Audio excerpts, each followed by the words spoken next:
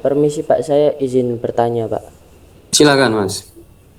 Eh, kan untuk di pertemuan 1 sampai 7 itu kan sudah dibahas ya Pak ya. Di Ya, apa setiap pertemuan. Nah, di pertemuan 1 sampai 7 itu kan ada ini Pak apa? File pembahasannya ya Pak berupa apa? Dokumen. Nah, di ya. pertemuan setelah UTS itu setelah apa? Setelah pertemuan 7 kan UTS. Nah, itu Ya. tidak ada ini Pak apa? File dokumen pembahasannya loh Pak. Seperti apa Oh, file kayak YouTube-nya ya. PPT. Enggak apa file PPT-nya atau PDF-nya loh Pak. Oh, oke. Hmm. Kalau file PDF sama PPT di pertemuan setelah UTS, sebentar saya cek dulu di perkuliahan atau di ini Mas? Di perkuliahan Pak. Di Di apa? perkuliahan. Saya Eh, cek dulu. yang pemrograman berbasis objek. Itu coba cuma ada ini saja Pak. Video YouTube saja. Video YouTube ya. Heeh. Untuk filenya memang kayaknya belum saya share ya, cuman langsung saya share ininya ya, videonya ya. Iya Pak. Oh.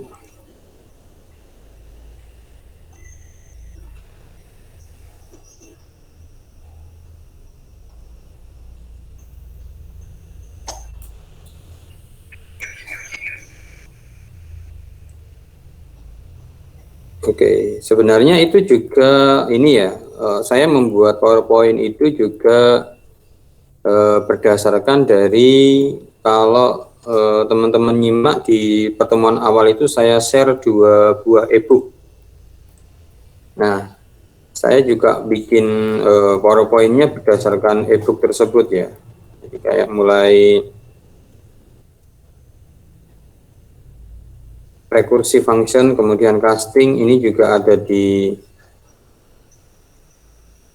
namespace, itu juga ada di YouTube juga.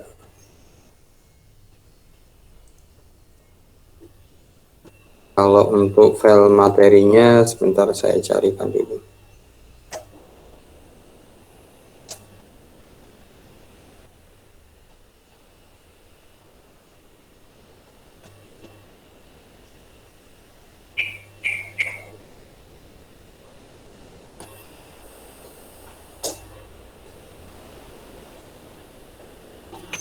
Mungkin ada pertanyaan yang lain terkait materinya?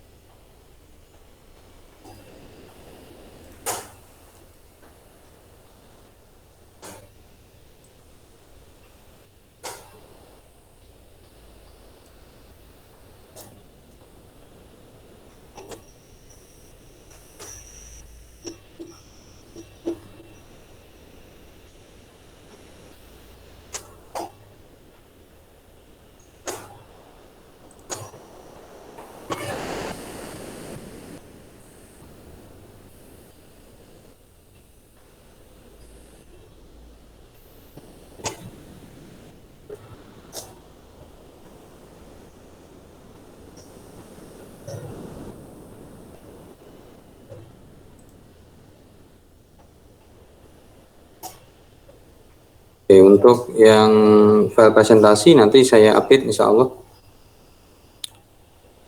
untuk pembahasan setelah UTS.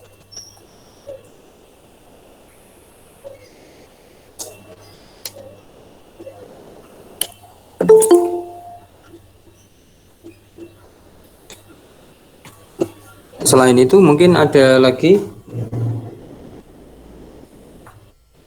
kalau materi untuk UAS ya nanti kita sampai kepada recursive function, sistem berkas namespace ya. Nah, sedangkan untuk presentasi kemarin, materi presentasi, nah, saya harapkan nanti di jadwal UAS itu nanti ada presentasi dari bahasan masing-masing ya, dari setiap kelompok.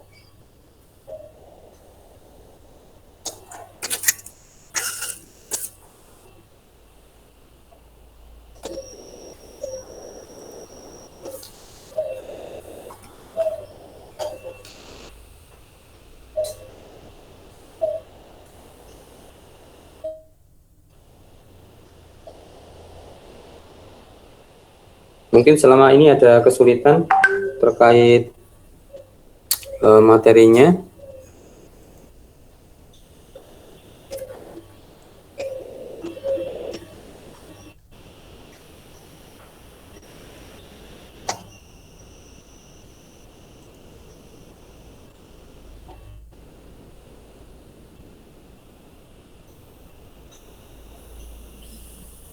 Halo, siang Pak.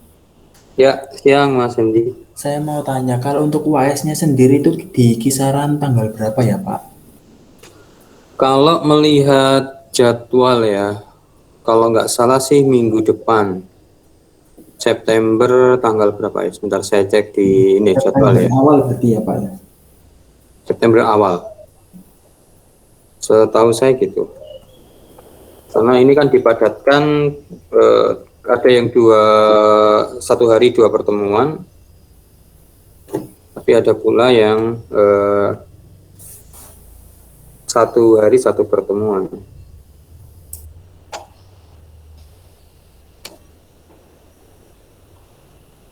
Harus buka jadwal dulu sebentar.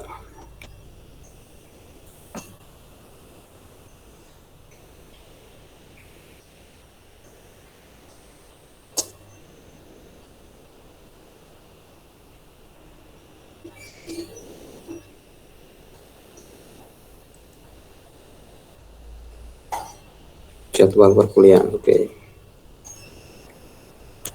Karena kan mulai September ya, sudah mulai ke semester gasal.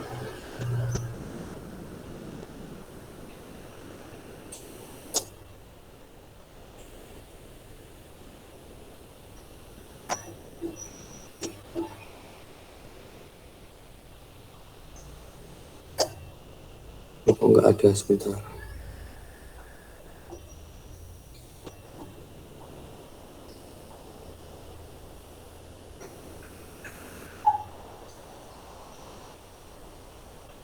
Jadwal, oke.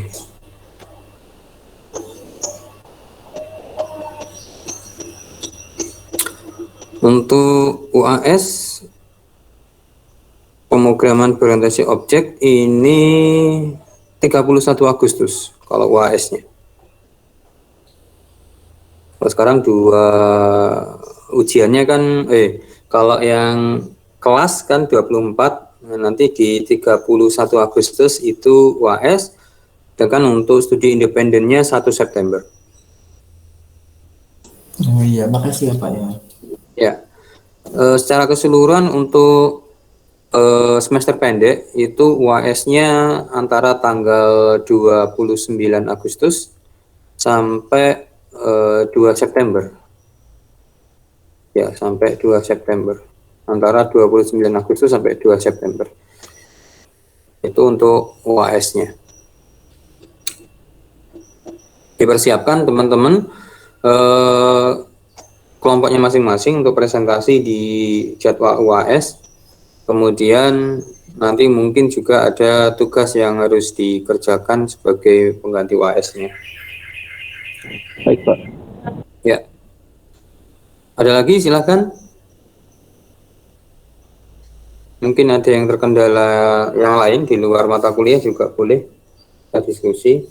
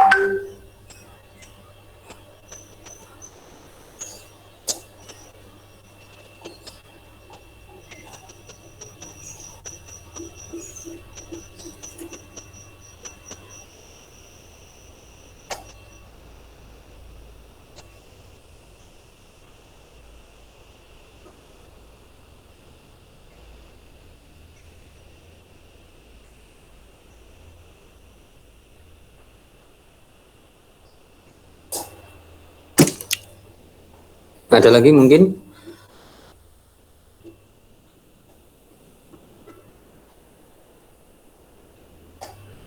Kalau bicara PBO, ini pemrograman berorientasi objek, harapan saya ini hanya menjadi dasar ya, hanya menjadi dasar bagaimana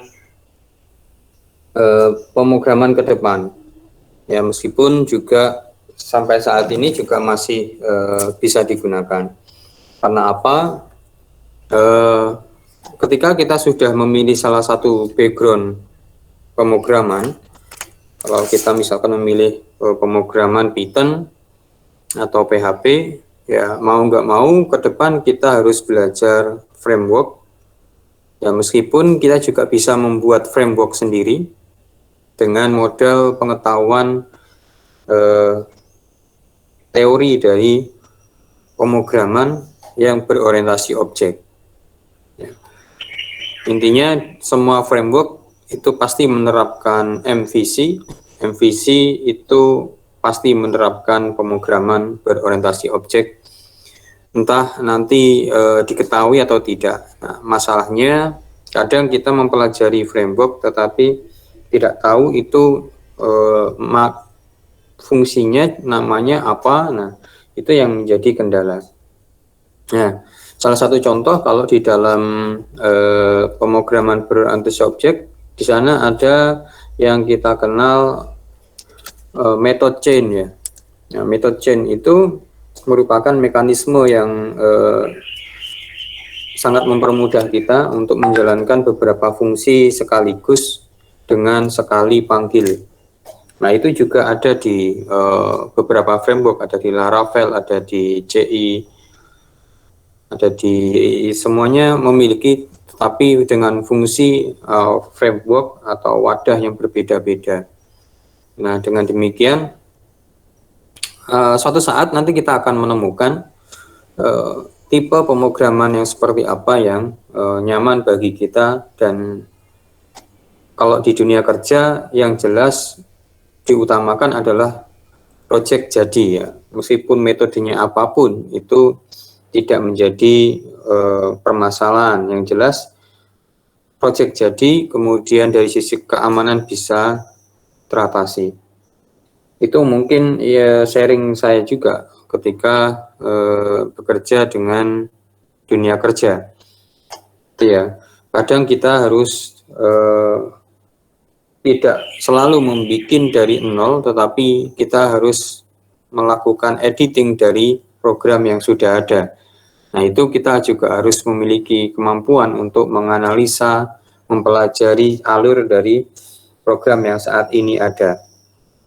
Syukur-syukur bahasanya kita kuasai, kemudian metodenya bisa kita kuasai. Makanya sekarang dengan adanya framework itu memudahkan perusahaan, tetapi yang dirugikan adalah programmer.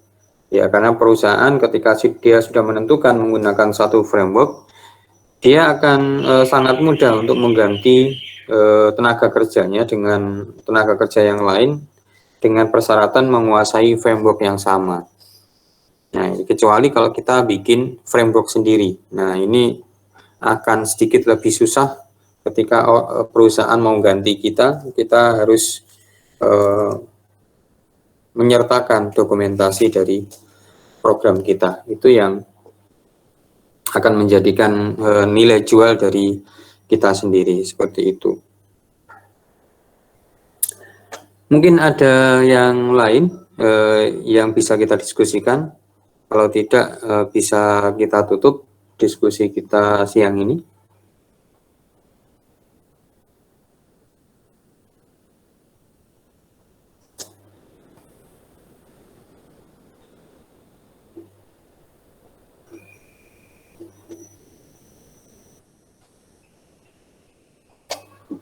Ada mungkin?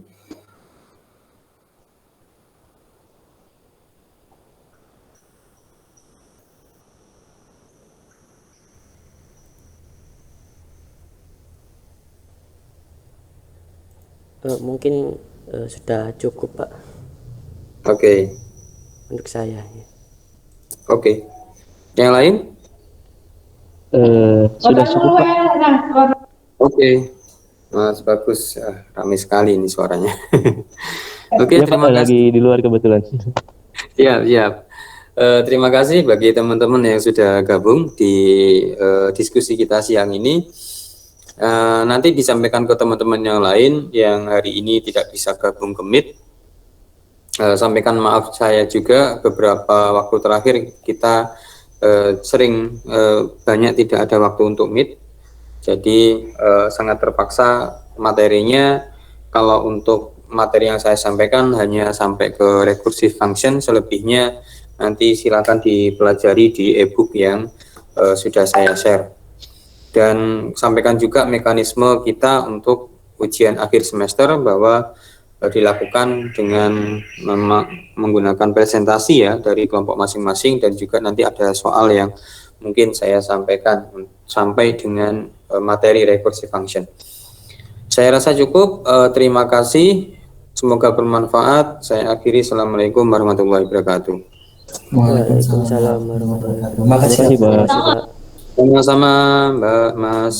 Silakan.